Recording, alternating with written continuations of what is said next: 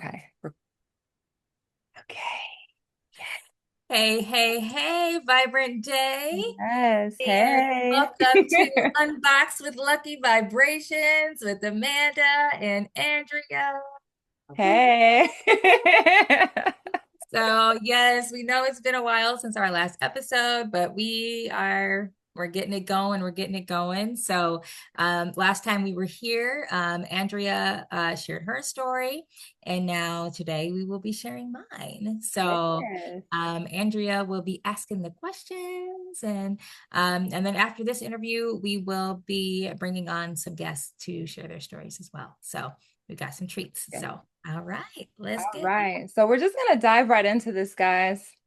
Hope y'all ready. it. All right, love. Okay, so how do you define spirituality and how does it differ from religion in your life or work? So, how I define spirituality. Honestly, spirituality to me is it's just love.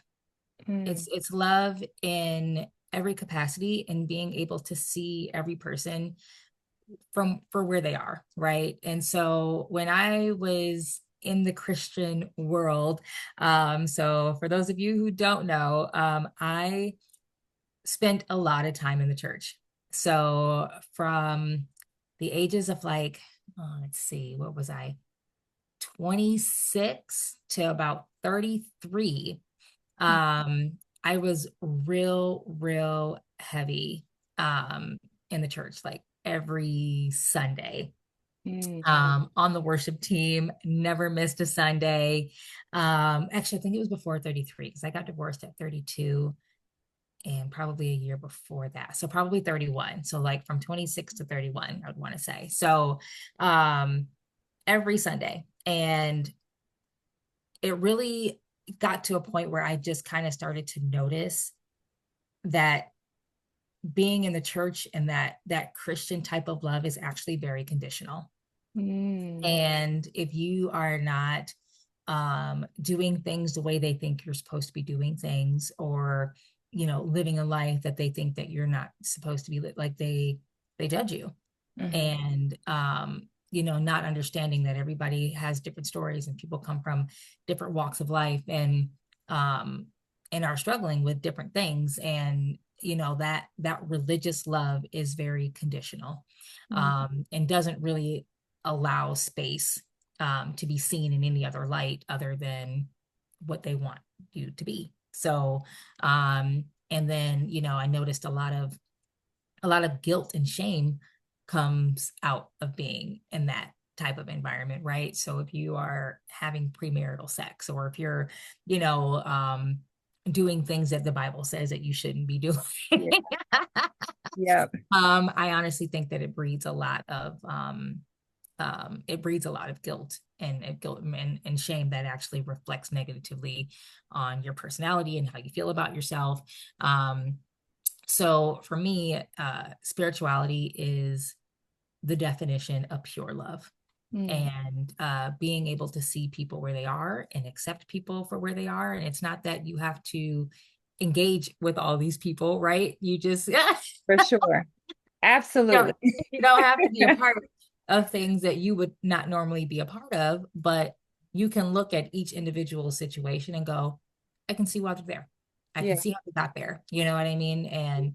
Um and hopefully, maybe try to walk them out of it if it's not a place where they want to be, but just leaving room and leaving space for people to be themselves and to live and to live their lives the best way they see fit. So Yes. uh, What was that transition like for you, like going from Christianity to it where was you are now? a whole Like going off transition the beaten path. because I was married at the time, right? And so what happened was we were, so like I said, I was part of the worship team. Hmm. Never missed a Sunday, one of the lead singers on the worship team. And my ex-husband at the time was he is a recovering Jehovah's Witness. Okay. Okay. So he left the Jehovah's Witness faith and came over and joined me at my church, and and was studying to be more of a Christian. So Mhm. um or that type of Christian. So um so one thing Russell did do was Russell did read his Bible. I will give him that, right? And so one day I'm at work and he sends me a text message and goes, "Have you read this passage?" And it was Paul stating essentially that women are not supposed to be ahead of the church. And so this is not stated once, but it's stated twice. Mhm. And so, okay, here we are. Our church at the time that we were going to was being led by a woman. Okay. And so so he's like, "I don't know if we're supposed to be here.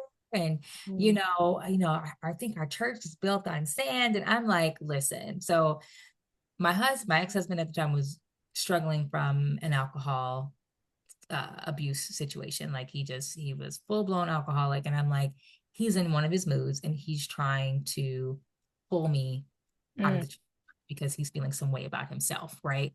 Mhm. So he's playing two different Yeah. people. You know what I mean? So um, I was like, I'm not going to let him distract me and pull me out of an environment that I actually enjoy because he's having a problem. Mhm. So my plan was to go to the pastor, ask her, "Hey, like, what is this?" You know what I mean? Like, can you give me some ammo to take home so that I can Right. defend For sure. our space for being here, right? And so he had sent her an email. He sent her an email highlighting all, these passages and da da da da. Yeah. And I'm like, you know what? It was what I remember it was on a Wednesday because we had Bible study that day. And I'm like, I'm just going to bring it up to her at Bible study so that I can take it home with me. Right. So I caught up with her at the end of Bible study. And when I tell you she had the biggest attitude with me, Mm. I can sense it. I could feel it. I'm And, asking questions. and Wow. so I went to her office and she said to me, um, "I got Rusty's email. Is he still drinking?" Mm. Hmm. And I said, "Well, I'm not really sure what that has to do with his email, but I have questions so that I can try to back this up." Mhm. And she did not give me anything. She sent me on my way without my questions being answered. Mhm. And I even would have taken, "Hey, Amanda, I know this is in the Bible. I know what it says. Yeah. I just feel like I've been led to do this." Like she didn't give me any of that, pure attitude. So I left without my questions being answered. I went home and we started to study for ourselves. Mhm. And we went to church that next Sunday. And she says the sermon was about how the devil doesn't want her in her position. She did a whole sermon about us. She did a whole sermon about us, okay? And so we look at each other and we're like, Wow. Wow. Wow. Wow. she talking about us. Yeah. Oh my goodness. But we left and we Mm. didn't get that. And that led us down a entire rabbit hole of Yeah. the ultimate rabbit holes.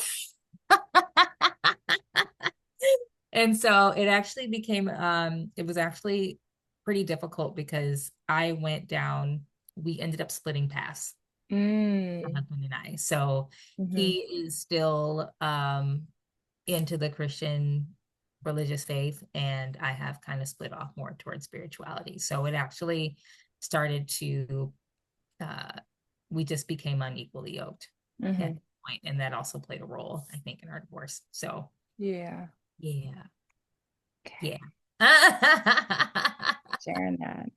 All right. So, looking back at your childhood, did you ever feel different within your family? Yes, Mm. yes. So now looking back, so my mom has, so I've got a sister. Mhm. Uh, she's a we're less than a year apart. So we are actually the same age for 8 days. Mm, So my sister Paris and I, so we are considered Irish twins. And my mom had her when she was 16 and she had me when she was 17. mm, And so knowing that my mom knew that she just couldn't take care of both of us. And so I actually got sent to go live with a cousin in Chicago mhm, um, for like the first 5 years of my life, I believe. So um, I was actually sent away from my family.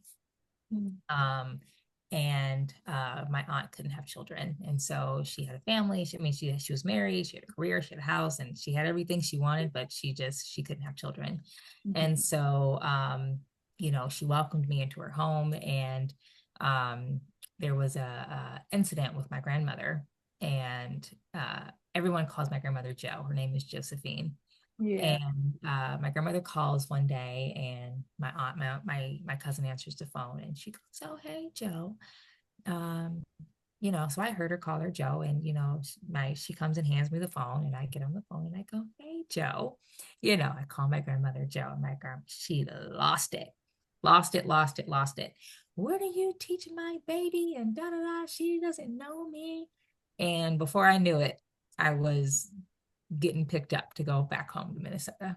Mm, So um, when I came home, now mind you, I've been gone all these years. yeah. So um, my oldest sister was there. Mm, And then my mom had another sister that I had not met yet. mm, So that was my first time meeting her or even knowing about her was when I yeah. came home. And so um, I was always kind of like, I was very quiet. I was very reserved. Mhm, Um, I spent a lot of time by myself mm, and never really felt like I was a part of the family. Um, and honestly, still to this day, I kind of feel that way. It's very, I kind of, and I don't think they do it on purpose, but, yeah. I'll see them on, my sister, like they'll be out to eat with mom, and no one would call or ask if Amanda wants to come. You know what I mean? So there's this disconnection and it might have to be with the fact that I didn't really spend those moments with my mom. You know what I mean? So to me, love my mom dearly, but she's really more of a friend to me. You know what I mean? So there's so yeah, I spent a lot of time. Like my sisters would go off to my grandmother's house in the Mhm. summer, and Yeah. I would like my mom would give and my mom knew I didn't want to be there. So my mom, I would order Domino's pizza, Yeah. okay, for lunch, and my mom would give me $13 for lunch every day, and I would order my pizza, and I would just be at home by myself. And so, um, yeah, so just and then yeah, so I have always just kind of felt like I just really didn't belong here, Mm, uh, or in my family. So being able to find my soul tribe and my soul family has yeah. been such an amazing experience. So yeah, yeah. Right. So with that, like, how do you feel that plays into where you are today? Today I think when you spend a lot of time by yourself as a child, it helps in your adult life. You know Mhm. what I mean? Um, I'm okay to be alone a Yeah, lot of the time. You know what I mean?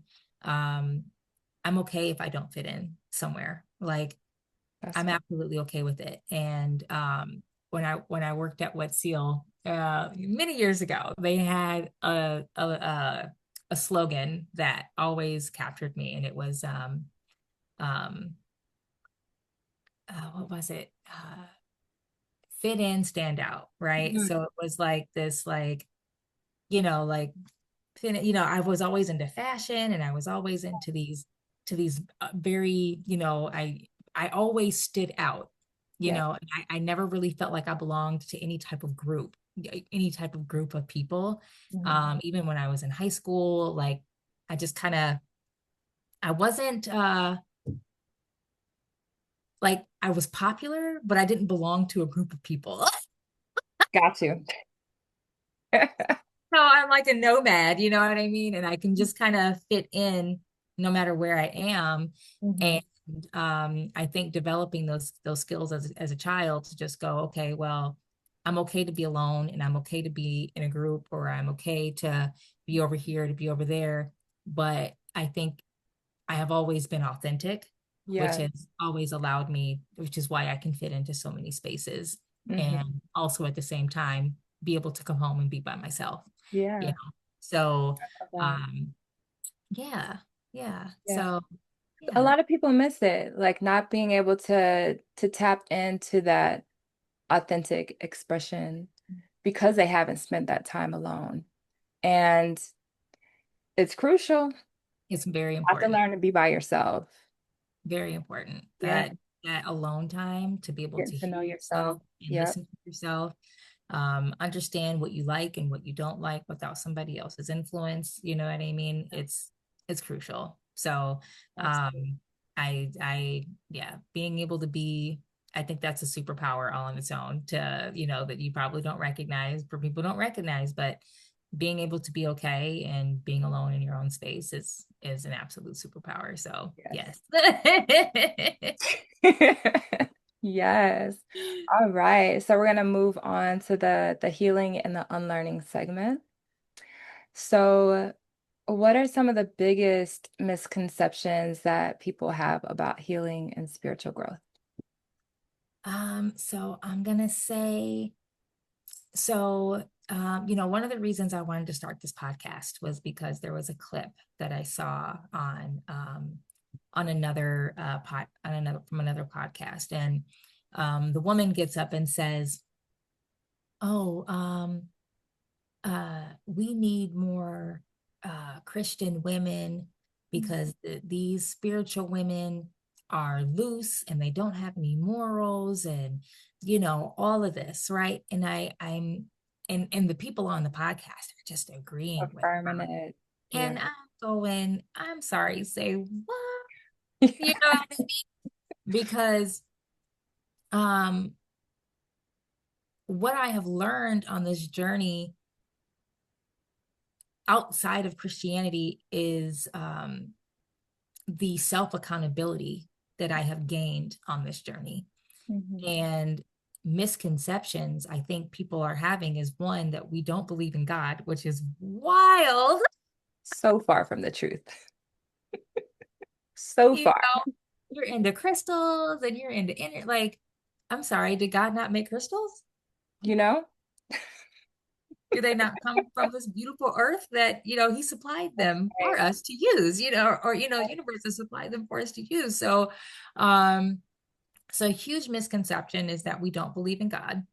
Um, I think my morals have become stronger Mm, since I've come on this path, and a lot of that having to be more about my sexuality and mhm, because now I have a understanding of energy and how energy works and how energy gets transferred.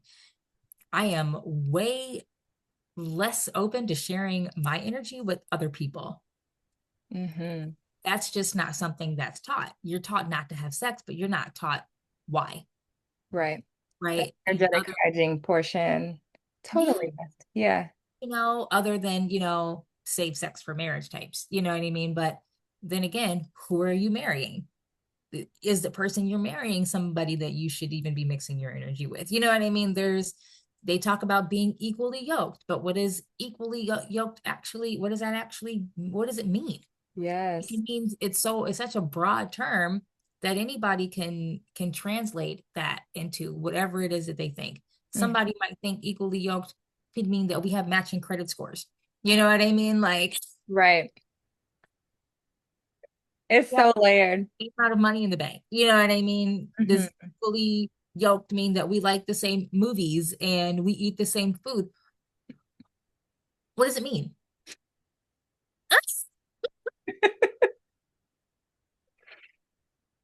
Oh my gosh. So, you know, Yeah.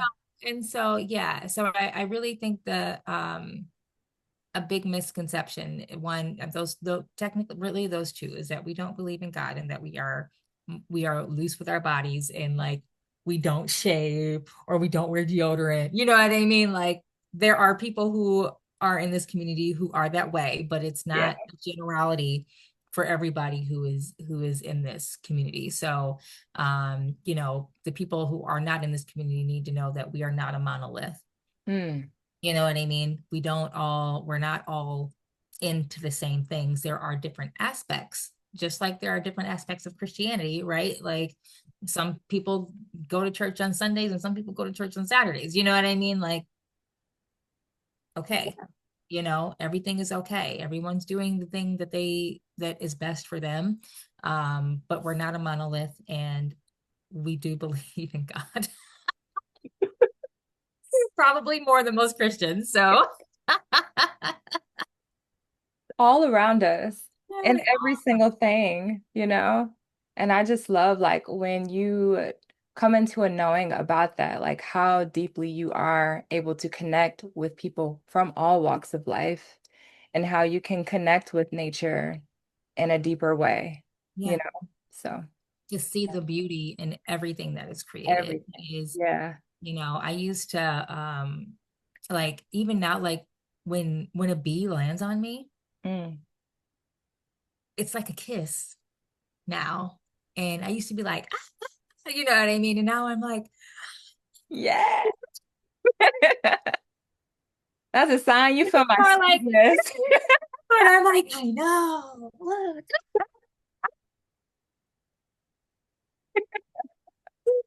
So, Yes, you got that queen bee energy. I love that, and I was even out we did yoga on outside on a Saturday, and we were outside and there's bugs outside, and I looked down and something's crawling on my leg. It's a spider on my leg. Hmm. There was no panic. There was no nothing. I Mm. just I actually picked up the spider and I put it on the grass. Yeah. Said, okay, honey, you're on the wrong, this is not a tree, you're in the wrong space, but here you go, and I used to not have those type of regards when Mm. I was in the church. I didn't even think about it. I didn't think about nature. I didn't think about all the things that we're connected to, and we smash them because they're we're scared of them, or you know what I mean? Like, Yep. no, life. So yeah. Yeah. Sure. Yes. So, healing is not a straight path. What were some of the biggest challenges you faced on the journey, on your journey? um this is a challenge that I think that people think about. Music. Mm. um Music was a I love music. And when I came out of the church, I'm not listening to Christian music anymore, Mm. right? And that was like, um, because everything was worship music, right? And now I'm on a different frequency and it's no longer resonating. Um, I'm not listening to Beyonce's or anything like it just wasn't feeding me. And I was extremely grateful when I found music that I could resonate with. So now I have a playlist that like I can just press play and I'm in a happy space. Hmm. But I didn't listen to music for almost 2 years because Mm. I couldn't find anything that resonated with me and where I was at that time. Yeah. Um, so and I didn't really realize how big of an impact music has on your life when you're just riding down the street, you're in your car and you just want to like bump something, and you're like, I don't have anything to listen to. So, without music, it feels a little lonely sometimes when you don't have that. Um, Another thing was friends and people to talk to. So, no one really tells you when you take this journey, the people that think like you are very few and far between.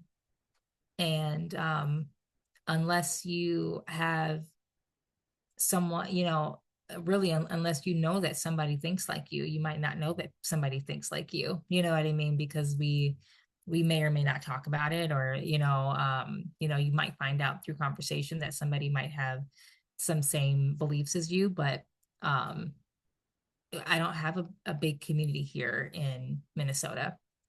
So I'm grateful now that I lost my husband and I lost my church, and there was, I was really on this path by myself to try to figure myself out and what it is I truly believed and who it is that I actually was. And I was grateful to come across Black Magic 363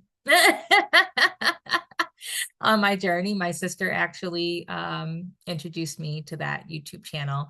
And through that channel, I have made amazing, amazing friends. And Miss Andrea and I have known each other for a long, long time. And to find out that we are on the same spiritual journey has been just an absolute blessing as well. Um, so music and friends was a really, really, really, really big challenge. Yeah. Mommy. Baby. Hold on, you guys. I'm No a problem. mom first, y'all. Hold on. Um, Mommy, my video.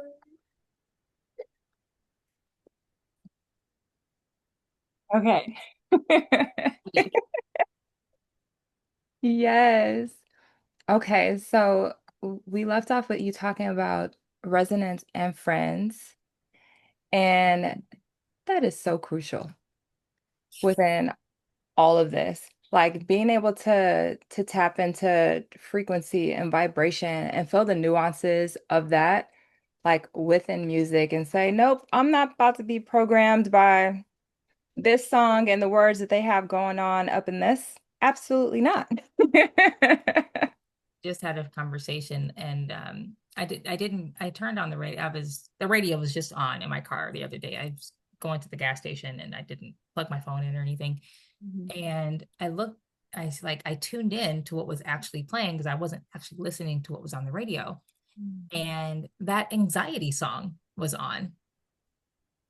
Mhm. But I've never really listened to it, but I've heard people talking about it. And I thought, wow, really? Mm. They just play this on the radio over and over and over again for someone's teenage daughter or somebody actually battling with something to just repeat these words over and over and over again. And yeah, it's like they don't care, and people don't understand that it's not something to be taken lightly. Mhm. You know what I mean? That you are repeating these mantras for your cells to absorb, and then you don't even realize subconsciously that you're probably more anxious than you've ever been because you've been playing a song that you think is just a song. Mm. And so so I really started to be really mindful of the music that I was listening to, and when I couldn't find anything that was matching my frequency, I just turned it off. Mhm. I know that's right. Yes. Yes. Oh my gosh. Okay. All right. So many people fear stepping into their truth because of judgment or past conditioning. How did you overcome that? Stepping out, well, one, being so heavily involved in my church, Mhm. people saw me away, right? Um, I was I was a wife, I was a stepmother, I was, I had an identity that came with that old version of me. And you almost feel like a hypocrite Mhm. when you're coming out of something that you've been a part of for so long, right? Here we are celebrating Christmas and we're doing the Easter and we're all this. And then all of a sudden you look at my Facebook page and I'm like, no more Easter. You know what I mean? Yes. um, and so people start to they're always just thinking about the old version of you and not not taking into consideration that you're changing as a person, right? And so you almost become not credible in your word and what you're saying, because yesterday you were just doing this and now today you're now doing this, right? um and you feel, you feel out of place because you don't have all the answers to where you're going, right? Like, all you know is that what you're hearing now and what you're seeing now is resonating with you, and you want to follow that path, and you're not sure where it's going or where it's going to lead you, and you don't have a community around you, and you're really really stepping out on a tremendous amount of faith and hoping that you're going down the right direction, because no one you know is going down the same direction, but you're hoping that someone will catch up with you soon. And, living in a space of going, I don't actually know if this is right, but it feels right and it sounds right. And, you know, being labeled or called a witch, or being labeled, you know what I mean? Like, people not really understanding what that is or what that means. They just know that it comes with some type of negative, you Mhm. know and when people say you're a witch, they don't usually mean that in a good way, you know what I mean? Oh, what are you into, candles and energy, and you're into crystals, and you're, you know what I mean?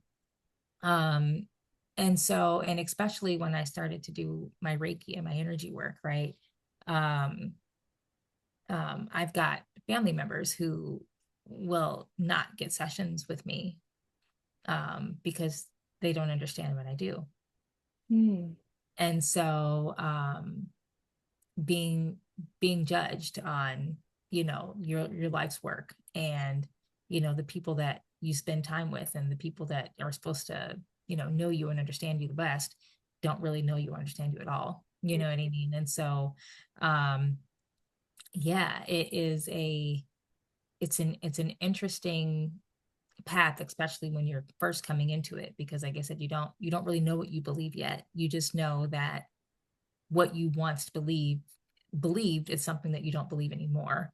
Mhm. And so you're like gathering all this information, you're studying, and you're watching podcasts, and you're reading books. And, Oh, not only do you have to read new books, but you have to read, you have to compare that to the Bible sometimes and understand where that might fit in. And you're like, okay, well, I did read something about this in the Bible, so let me go and find that. And is it, you know what I mean? So, um, a lot of studying and a lot of, uh, being open to new information, mhm. and trying to unprogram myself from,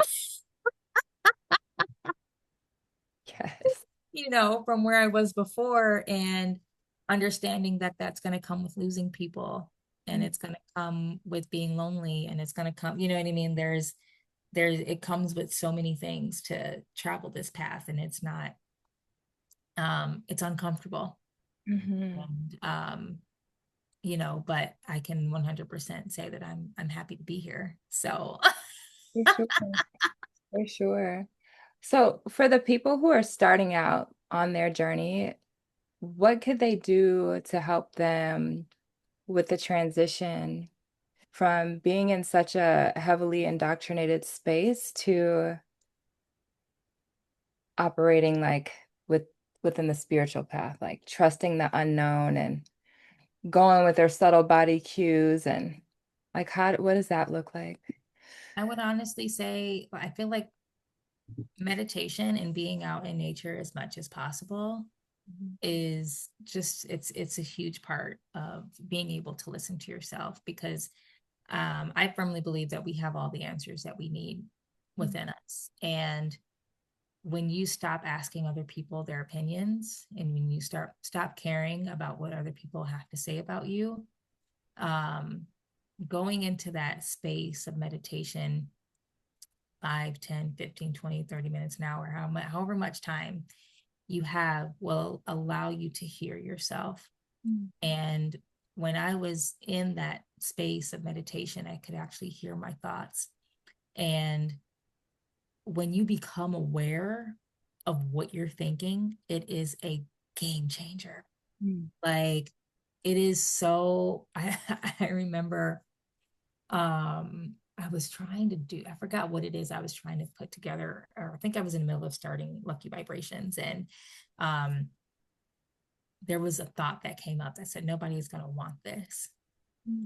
And I called that thought, I called it up in Mm-hmm. front of class and I said, excuse me, who are you?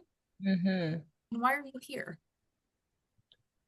And I'm a firm believer that one, that we live in a grid, right? And so um we are all telepathic. Yes. And so if you don't sit down and listen to your own thoughts and what your thoughts sound like, it's going to be hard for you to distinguish when you telepathically pick up on somebody else's thought, Mm-hmm.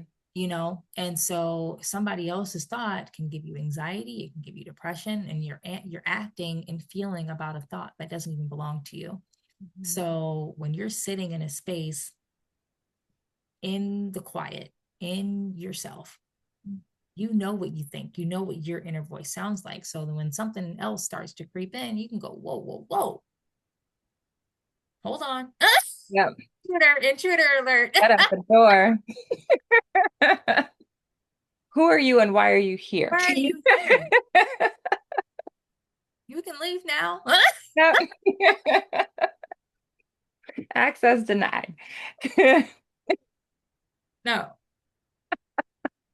no, we're not doing that. So, um, yeah, so I do believe, yeah, like being just understanding who you are, getting to know who you are.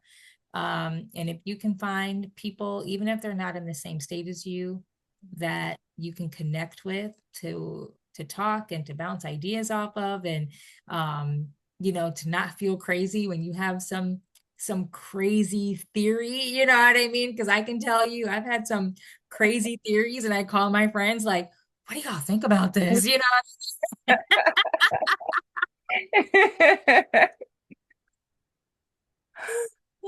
So yeah, I think definitely just, yeah, being that meditation, and then finding a group, finding at least one person Mm. that you can resonate with, I think is key. All right. So I was saying that we're in the embodiment and alignment segment. You kind of went into this already, about what your spiritual practices or rituals, that you practice that have been most transformational for you and why. So definitely, yep, meditation for sure. I try to do that daily if possible, but not every day is created equal. So um, but I find meditation most it's better for, I like to do it before I go to bed. Mm, It's a kind of a centering piece for me. I mean, I know people just can do it when they wake up or whatever. So there I try to do it before I go to bed. mhm. And recently I've added some new rituals because we did the magic book recently, Yes, in all the this. tribe, and it was so magical. And so some of the things that I have just recently added was the gratitude list right away in the morning.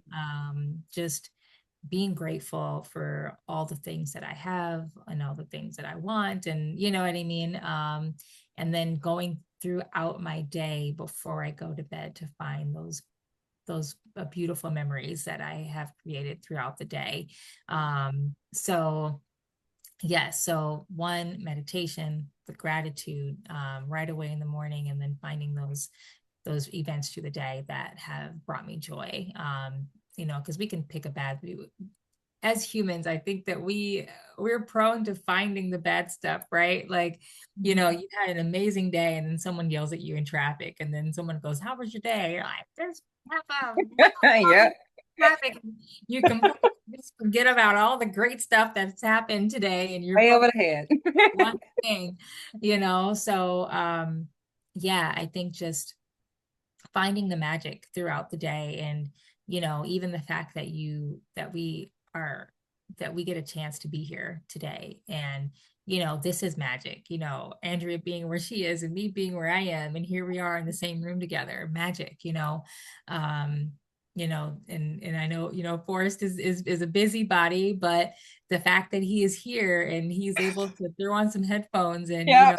watch this together, so, for me, just finding the magic in absolute everything will continue to bring magic into my life. And, when I least expect things, they happen for me, and so I think that's an amazing feeling to know too. So, yeah, so I think number one ritual, like find the magic Mm.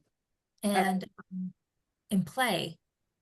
I think as adults, we forget to play. And so, um, so if you have children, play with them and use your imagination and don't, stop with the stop, knows, and don'ts all the time. You know what I mean? Like, that's wiring them to be a certain way. yeah, Yeah. yeah, yeah. So, I went swimming with my nieces and nephews and my cousins the other day, and they wanted to play shark, and I was the only adult that was kind of willing to go, and so I was the shark in the water, right? So I'm under the water and I'm, chomping at, acting like I'm biting them with my hands, tracking them down and chasing them down, and you Yeah. know so it was a good time. So, and that might not be an everyday thing, but when you walk past the playground, get on a swing, Mm-hmm. make that's a ritual on its own to say, I'm never going to pass up the playground without going on the swing or getting on the monkey bars or, going down the slide. You don't have to spend an hour there, you know what I mean? But swing for 5 minutes, you Inner know? access to inner child. Yeah. Immediately. Yeah. And I did that, about a month ago. I stopped over at, we've got Minnehaha Falls here. So it's literally a waterfall in the middle of the city and it's absolutely beautiful. And I went on a walk around the park, and I stopped at the park and I said, I'm gonna, so they, it is it's a park within the park, right? So I stopped at the park and I was like, oh, let's go for a swing. And as soon as I started walking over there, a little girl came over and she was walking over too. And she she was going to go to the swing set next to the one that I was stopping in. So she was walking toward the swing set over. And then she stopped and she changed course and she decided to come and sit right next to me. And she had trouble getting on the swing. And so, I saw her mom was, just not that far away. So I picked her up, put her on the swing, um, and then she was having trouble getting started, so her mom, good, her mom did come over and, good, you don't know this woman, playing with your daughter. So, so she came over and, and I saw she had a hard time getting going. So I'm like, do you want some help? And she's like, yeah. And so, I got off my swing and I pushed her a little bit, and then I got going. And the next thing I know, we're having a race to see who can go higher. And she was so adorable. She had her little puppy pigtails on, and Yeah. and it was just such a Oh, perfect experience, and for me to play with her. And I don't know who she was, and she didn't know who I was, but um, just a perfect ritual for me to let out my inner child with that young lady. So yeah, it was a good day. Oh, yes. One of my rituals is really to not pass up a park without getting on the swing. love it. Oh my goodness. Yes. All right. So, can you share a moment when you deeply trusted your intuition and it changed your path? Now, I'm gonna share a story that it didn't really change my path, but what it did, it allowed me to trust myself Mm. more. So I worked at the bank at the time, and we were on our way out. It was a Sunday, and there was just me and a teller, one of my tellers that was closing up the branch. And so we are getting, so we stopped in the parking lot, and she was parked on this side, I'm parked on this side, and we said some words, and then have a great weekend, and we went our separate ways. And um as I'm walking to my car, I hear her name very clearly, and I heard Lindley, and I looked back, and no one was in the parking lot, and she was, I mean, and why would she say her own name, right? So that didn't really make sense. And so I brushed it off. I get in my car, and um I'm driving home, and I hear her name again, and it says Lindley. And I said, what? And I'm thinking, what about Lindley? Mm-hmm. And very clearly I hear Lindley can't go. And I'm like, Lindley can't go where? And I got no other information, just Lindley can't go. And Mm-hmm. when I tell you, it felt like a stake hit my heart. Mm-hmm. I was in so much pain. As I'm driving home, I just started crying. And I'm thinking, and I'm just yelling out loud at this point to myself, Lindley can't go where? Like, tell me where she can't go. And I got no other information. And I said, okay, like I breathed it out, and I was just like, okay, like I Mm-hmm. made it home. I didn't really think too much about it, right? Like I'm trying not to just call her sounding like a crazy person, like, well, I'm down going. Yeah. So I think I internally made the decision that I wasn't going to say anything to her, right? Um, and as soon as I made that decision that I wasn't going to say anything to her, it happened again. And at this point now, I'm at home and I'm having dinner, and I can literally feel like something stabbing me in the heart. And so I am crying on my floor, and I'm like, okay, okay, like I get it, okay. And I said, okay, so I'm not going to call her, but I'm going to see her when I get to work, right? And so um and it was a very odd thing because I actually kept missing her. So she called out um one, like, the next day, and then I ended up at another branch, so it was just like I kept missing her. And I think on I so one day we were finally at work together, and she was getting off. It was her time to get off, but I was with the customer, and I looked at her in the face and I said, "Do not leave before I talk to you." And she said, "Oh, okay," and so she waited for me in the back, and it was um I think it was Memorial Day weekend or Labor Day weekend, one of the weekends. Um where we were going to be closed, and she was, we were going to have a long weekend. And so I said, "Are you going somewhere this weekend?" And she said, "Yeah, I'm actually going to go up and visit my boyfriend in college." Mm-hmm. And I said, "Honey," I said, "you're not supposed to be there." I said, I'm asking you to please stay home." Mm-hmm. And she looked at me in the eye and she said, "Okay." And she didn't go, and she sent me a message probably a year later, and she said, "I just want to say thank you for listening to yourself. I don't know what would have happened or what was going to happen, but I believe you saved my life." And so I don't have any confirmation on that, you know what I mean? But from what I felt, and knowing that, like, I knew something was going to happen to her if she had went there. And um I'm grateful that I listened.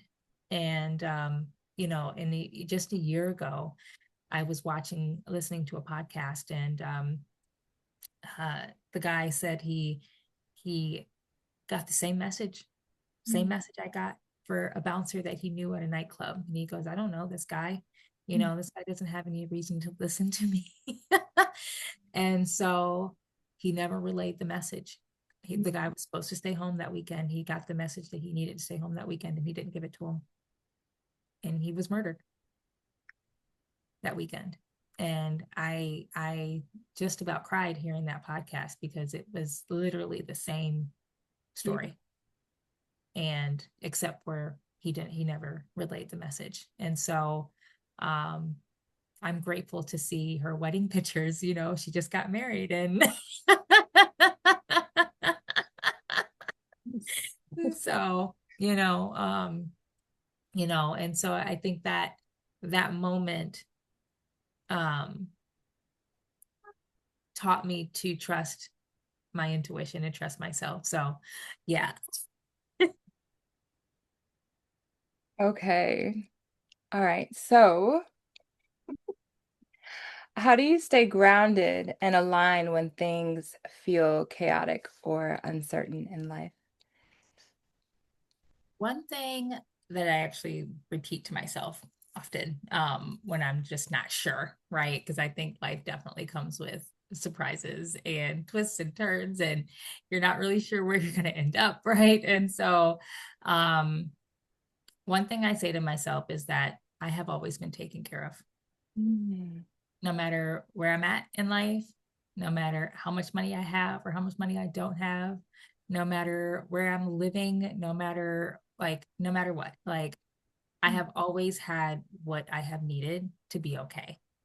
And so, there's been times in my life where I've had more than enough. There's Yes. been times in my life where I'm like, is this all the money I got in my checking account? Lord, give me the Friday, right? Yes. So, um, being on both ends of the spectrum, um, just having that absolute certainty that I know that no matter where I am in my life, I am literally always going to be okay. Hmm. I'm grateful to have friends and family that absolutely love me. And, if I need something, I can go somewhere. But I think just having that within myself to go, okay, Amanda, like we don't know what's coming next, or, right now we're in a transition space, whatever that looks like, but you have always been okay and you're always going to be okay. And so, just remembering that, I think keeps me grounded, just in whatever situation I might find myself in. Hmm. Um, and then, I and actually grounding, I get outside as much as possible. So, being here in Minnesota, it's grounding for half of the year is, we got the snow on the ground, it's cold outside, so so summer definitely looks a lot different from winter. And to be honest, I'm still working through grounding rituals, in the winter time. Summer is easy, right? So we're outside, we're in the sun, you can go put your feet in the grass. So in the winter time, I've caught myself just still going on nature walks. I might not necessarily be able to put my feet in the grass, but even maybe just standing by a tree, Yep.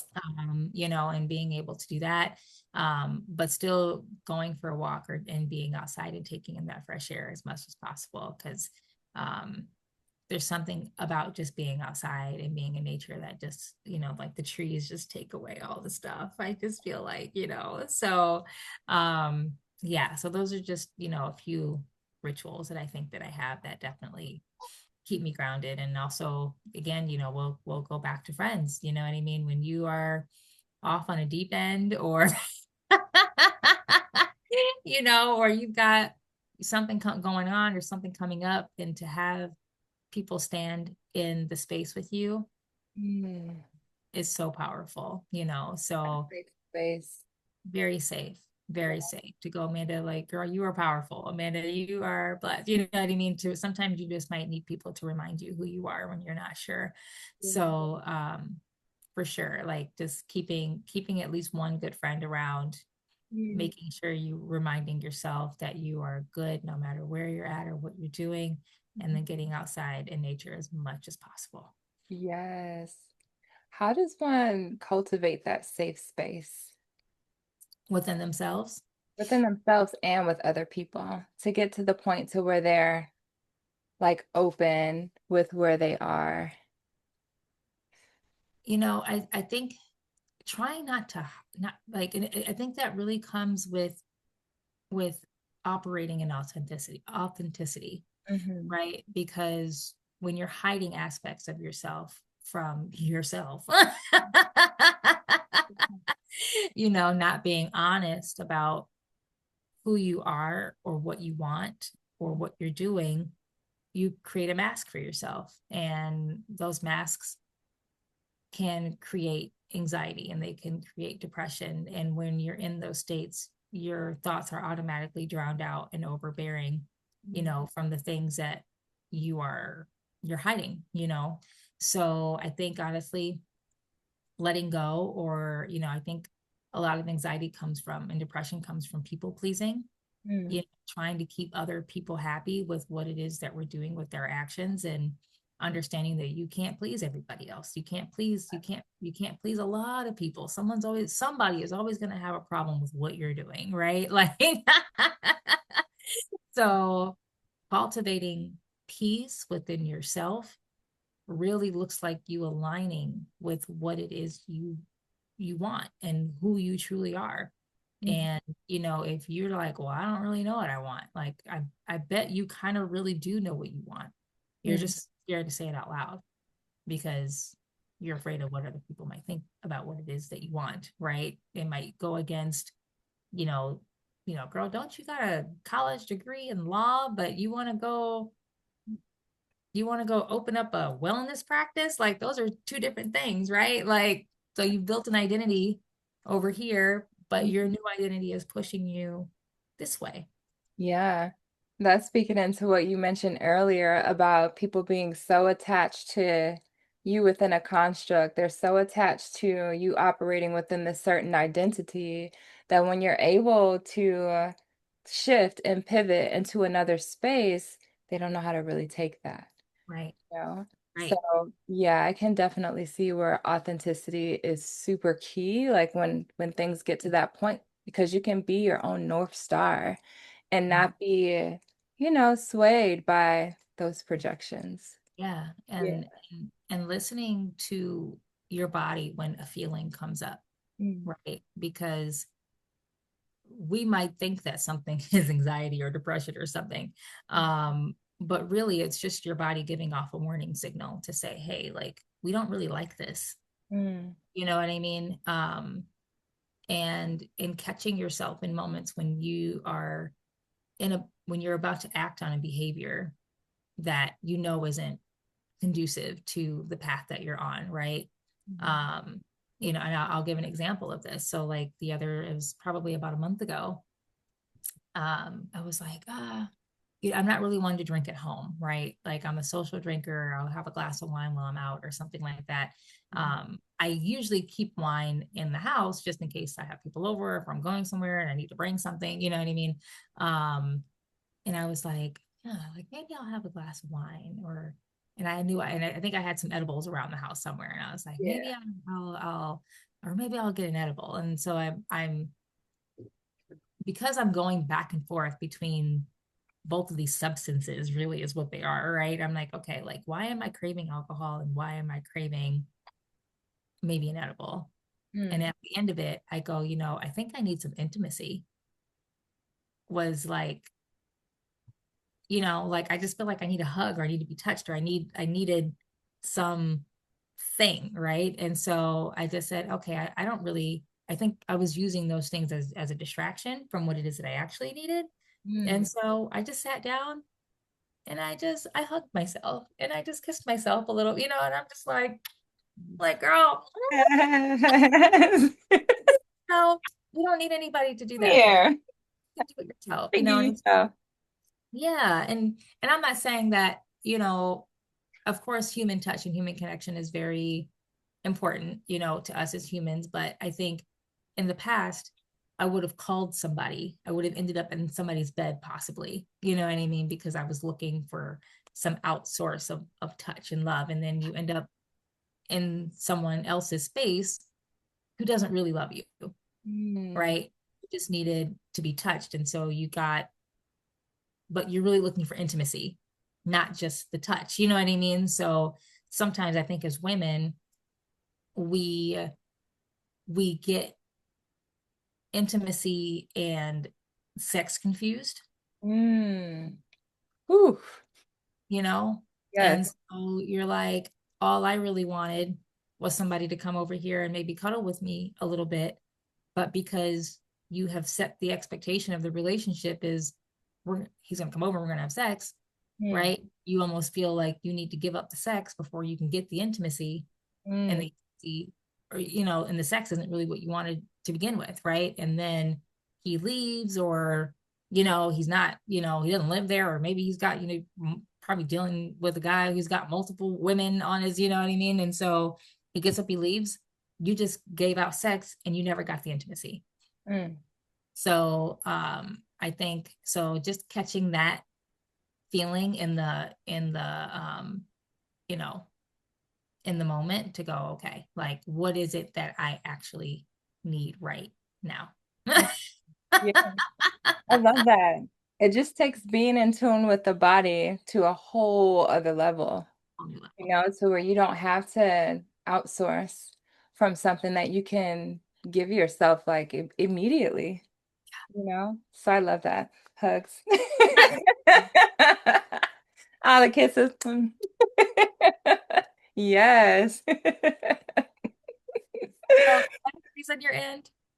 No, there I am. Okay. Okay, there you go. Yes. All right. And so now we're moving on to the relationship and the divine energy segment. So, how do spiritual beliefs and practices influence the way you navigate dating and relationships?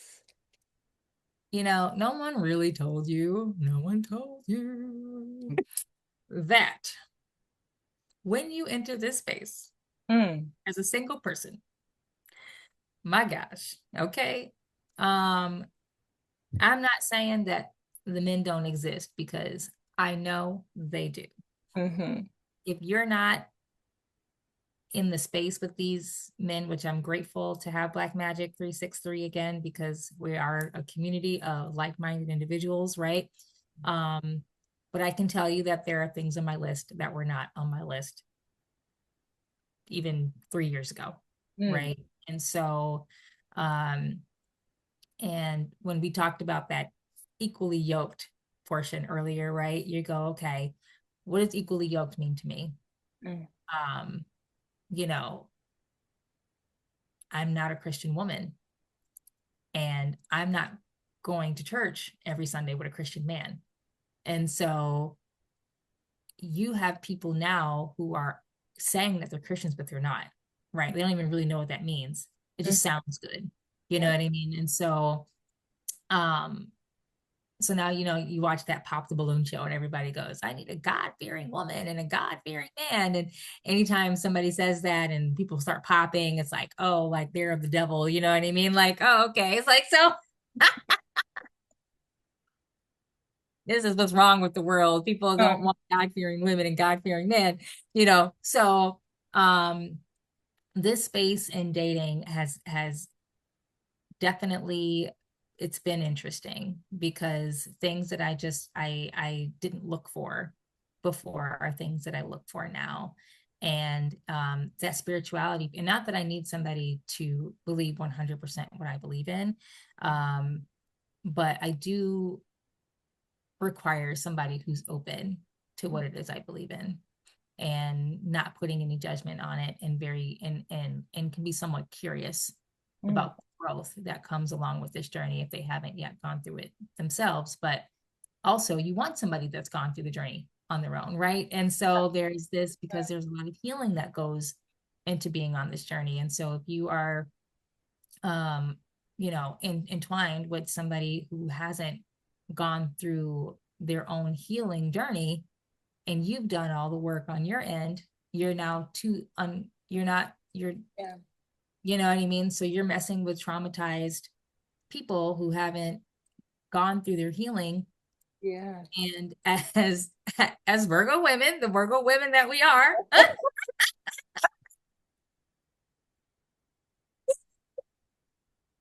a good project is always something that we're interested in, right? We got to catch ourselves. Like I can do it. So, I am naturally such a loving and caring person that I really need to I need to pull back sometimes and understand, you know what I mean, like um where my relationships are, and is this a person that I actually need to be dealing with, you know what I mean? So um yeah, so I think just really having that discernment on, okay, is this person going to help me maintain and help me elevate in my spiritual path? Mm. And if that answer is no, then this is probably a person that you probably shouldn't be with. You know what I mean? So um, I think, and or somebody pulling you away, right? I think we get into, things look like fun and they, you know what I mean? But you can end up with somebody who's going to undo all the work that you've done, Mm. And Correct. so, um, and then, and so I think it's again, using your intuition, understanding what's important to you morally, what's important to you spiritually. Mhm. And if the person that you are engaging with doesn't match or doesn't check off some of these very, very important boxes, um, to me, 75% of your list is good. If you can get 75% of what you're looking for in a person, I think you're doing okay, right? Like, not a person's not going to be perfect, right? Um, but there are, like, I have hard nose. I Mhm. don't date people who eat pork, right? And so I was at a taco spot, and the guy, I just was at the bar. I just picked up my tacos to go, and the guy next to me ordered pork tacos, right? And then he tries to talk to me, and I go, I'm sorry, I don't date people who eat pork. He got so offended, but I was like, I'm not going Be to be aware. I'm not going to be arguing with you at the grocery store about if we're buying bacon or not, because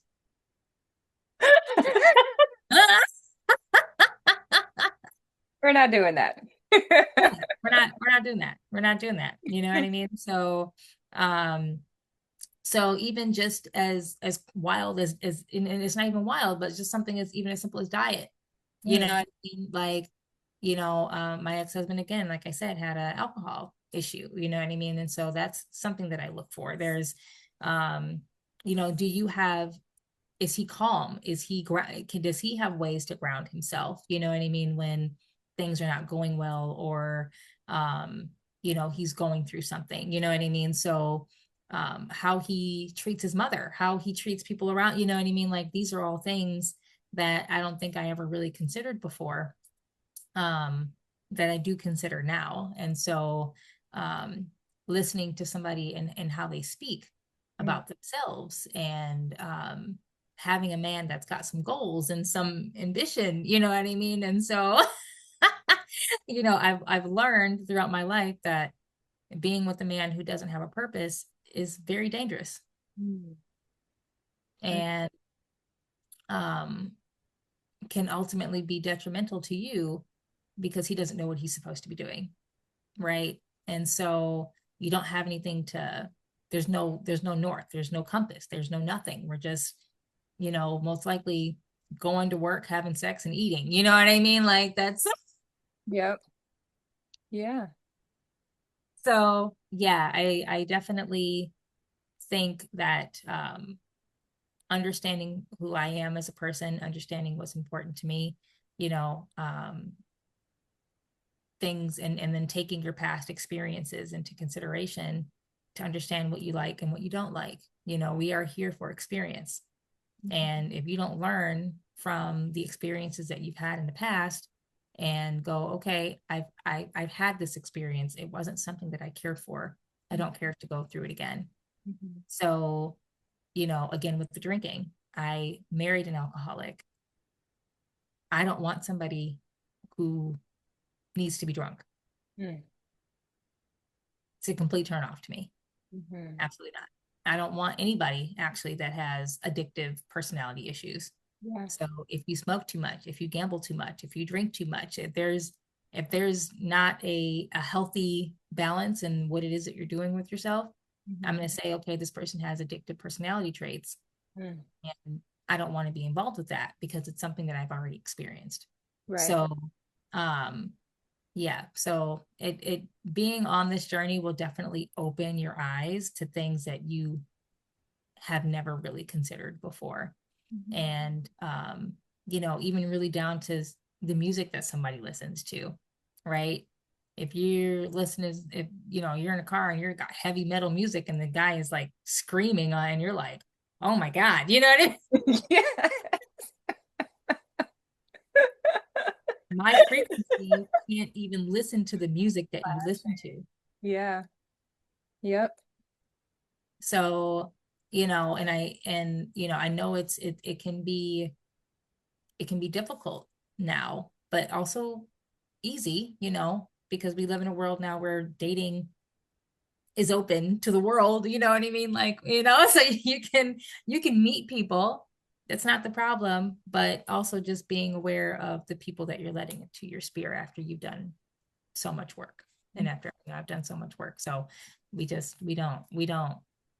let people play with us no more, right? So We're not playing those kind of games.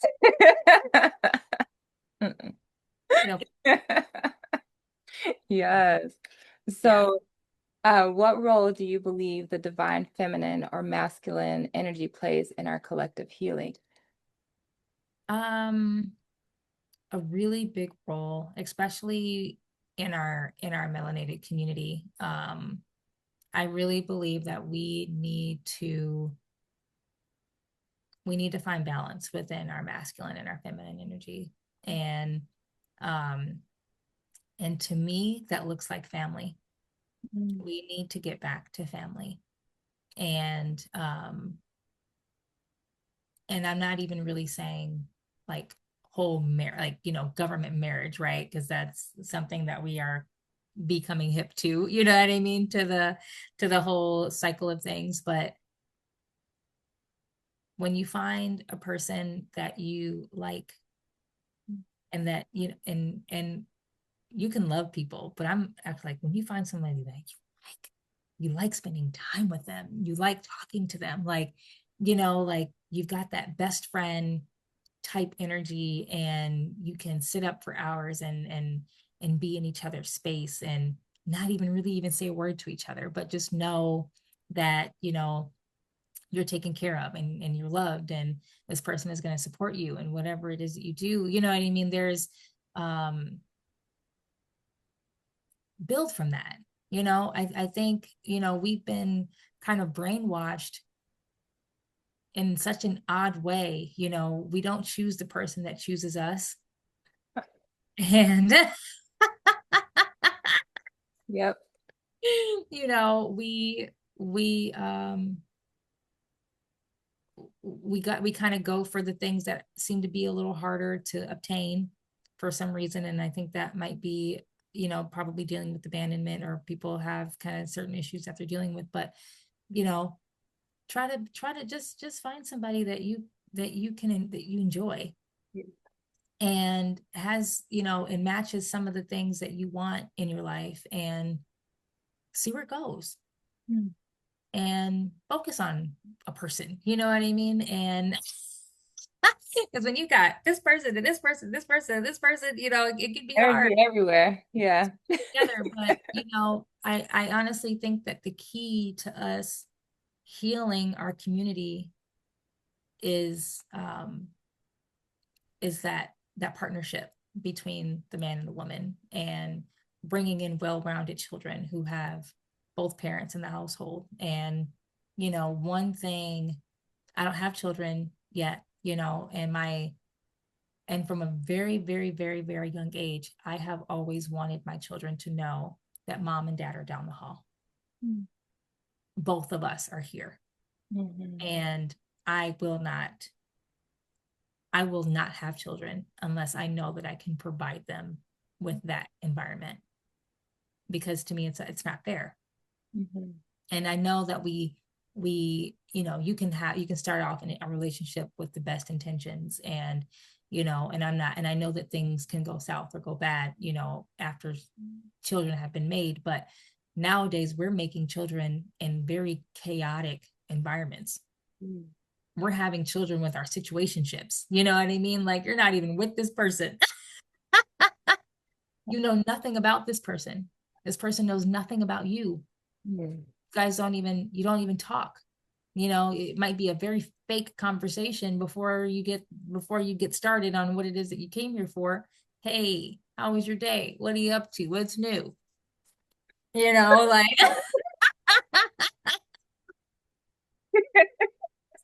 and then you go on about your day, right? And look up and a month later you're having a baby.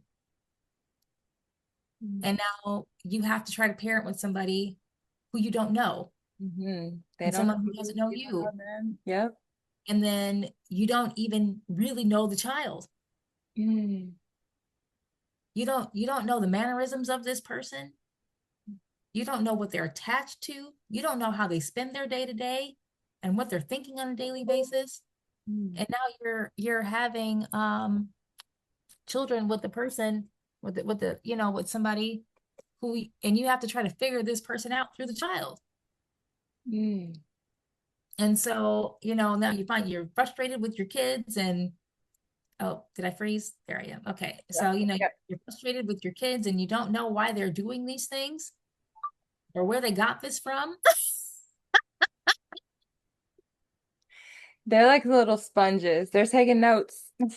And I can even tell you because I've witnessed this. I've got a nephew who is his dad was in prison from, pretty much from the time he was born.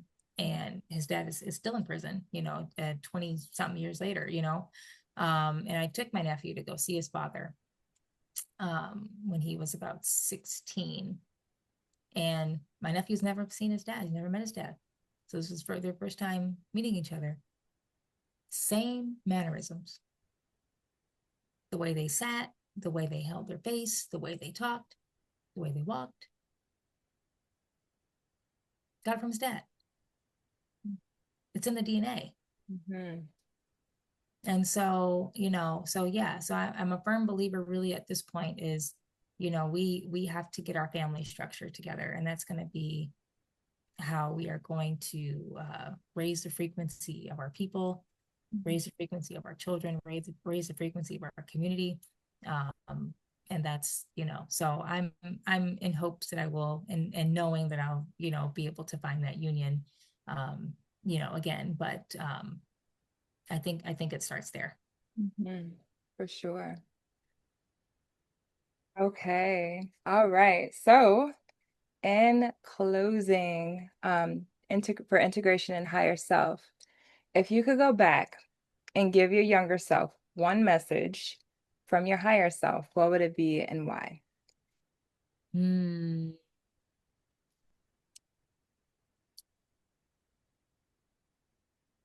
Honestly, I think it would be trust the process Mm. and like trust yourself because um I don't have very many regrets in life. Like I really almost don't have any. I think everything that I've gone through, I would I would keep. Every experience that I have ever had in my life, I would keep. But I think sometimes like we mentioned earlier, you're in the middle of something and you don't know how you're going to come out of it. And and I'll take my divorce for example. I literally woke up to my ex-husband burning everything that I've ever owned.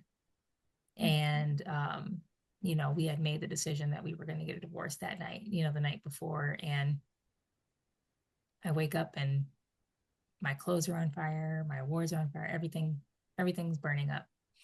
And you think to yourself, okay, how am I going to make it out of this? You know what I mean? What's the next step? What do I do? And again, I just know that everything is fine. Everything I've made it through every situation that I have ever been through. Mhm. And so I would just tell me just trust yourself, trust the process, because everything is always going to work out. I love that. Yeah. Whew. Yes. Yeah. Oh my gosh. Yeah. Just want to So sit with that and just like allow that to echo out because it's so easy to get caught up in the story and the this and the that. and to forget that key message. Yeah. And So, to get caught up in the negative pieces of our stories, right? mm, And not um cultivate the learning experiences out of out of the experiences that we've gone through, you know. So honestly, I think the best way not to relive something is to understand what you've learned from it. And but also taking that experience for what it was and mm, going, I lived through that. And I've got people who go through, they go to my Facebook. I don't take pictures off of Facebook, right? To me, Facebook, I've had that thing for so long, and it is literally a timeline of my entire life. Every thing that I've gone through, you know what I mean? The pictures I posted, and people go, you still got wedding pictures? You still got your pictures up on? Yeah, I do. That was that was a time in my life. mm, That was a piece of me. That mhm, was a life that I lived. You know what I mean? I'm not living that life anymore, but yeah. mhm, So yeah, I think it's important to acknowledge the experiences that we go through, the experiences that we've had with people and situations and ups and downs, and learn from them, mhm, and love yourself for for who you are, because most of us do the best that we can with the information that we have, right? And so at the time, this is what you wanted and this is what you were feeling, and I'm sure sometimes you consciously make bad decisions, right? You're like, I'm going to go ahead and do this anyway. You know what I mean? But even in that, right, I think that's a beautiful thing. And so I say to myself, I used to unconsciously make bad decisions, and now I consciously make bad decisions. And not even that the decision is bad, I've just consciously made a decision, and there might be consequences that might come along with the decision that I've made. Mm. And so being Yeah, at peace, choice. Yeah. being at peace with the decision that I chose to make, and going, okay, Hmm. yep, I'm choosing to go left. I have no idea what would happen if I even went right. You know what I mean? But you got to make one. So, all right, let's do that. And not looking back and going, damn, Yep, should have. with the regrets and stuff, just stick with it. Gonna ride this out. Yeah. Because the thing is that, we don't really know. We could only assume that if we had made a different decision, that things would be better. Mm-hmm. But in reality, you don't actually know that. Mm-hmm. I could say to myself, oh, I wish I never got married. My life would be so much better. Do I know that? Where would I be where I am right now if I wasn't married? That part. Because that interaction with my ex-husband, going to the church Mm-hmm. and asking the questions of my pastor, is what led me down a rabbit hole to get me where I am today. Mm. So I might have gotten here eventually, Yeah. but it might have taken a while, because I can tell you I was so soaked up, and where I was fine. Oh my gosh. What I love about that is just seeing the thread of everything and how it's all connected and how it all weaves together and like brings you to the place to where you are now. Yeah. Yep. That's that. Yes. All right. So that concludes our questions, everyone. Thank you so much for being here with us. Amanda, thank you. I learned so much about you today. Yes, thank you for just sharing your story and your beauty, your radiance, all of it. I appreciate you. I appreciate your presence, like everything that you offer, the spaces and the waves that you're creating within all that you do. Thank you. I appreciate you. Yeah. All All right, let me see how to work this thing. right, girl.